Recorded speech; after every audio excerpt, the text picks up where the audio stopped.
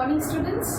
Today I will revise the chapter genetics, some fundamentals. Whenever a child is born, the family members usually starts comparing with whom he or she resembles more. That's just a matter of chance. So, in this chapter, I am going to tell you the laws of genetics which Mendel has discovered or found. So, first, what is genetics? Genetics is the study of transmission of hereditable characters from parents to offsprings and the laws relating to this transmission. Now, a comparison comes that then what is heredity? Heredity is the study of transmission of body features from parents to offsprings. It is not concerned with the laws, but in genetics, it is the transmission of hereditable characters from parents to offsprings and the laws regarding this transmission. Next is, what is variation? Normally, you all have seen we are not resembles to our parents. There are some difference. So the small differences between the parents and the offsprings or the offsprings with the other related species, that is the variation. So the small differences between the individuals is called variation. Next, in this chapter, you will learn that what is genetic engineering. Genetic engineering is a technique in which the genetic constituent of an organism is altered. Altered means change. Genetic constituent of an organism is altered by introducing some new genes in the chromosome. Now, after some time, I will show you the board where I have written for you. You please get ready with your book, copy and pen to jot down all these points. Thank you. I hope, boys, you all are ready with your copy and pen. As I have discussed with you earlier that what is the genetics, what is heredity, what is variation, genetic engineering, I have written on the board.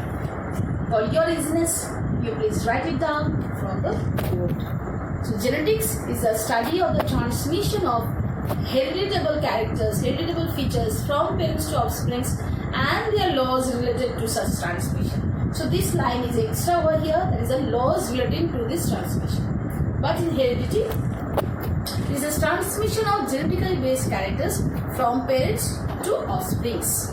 No laws are related to it. That is the basic difference between these two. Here, the transmission of hereditable character from parents to offsprings and the laws related to such transmission is called genetics. But in heredity, it is a genetically based characters transmission from parents to offsprings. That is the heredity. Next, I have discussed with you that what is variation. Variation is the small differences among the individuals, among the parent with their offsprings and offsprings with the related species. That small difference is called variation. Next, I have discussed with you genetic engineering. There is a technique. It is a technique in which genetic constituent of an organism is altered or changed. How? By introducing new genes. When you are introducing the new genes? Into the chromosomes. So it is a technique in which the genetic constituent of an organism is changed or altered by introducing new genes into the chromosomes. Next question. Whenever a child is born, how to determine the gender or the sex of that organism or the child?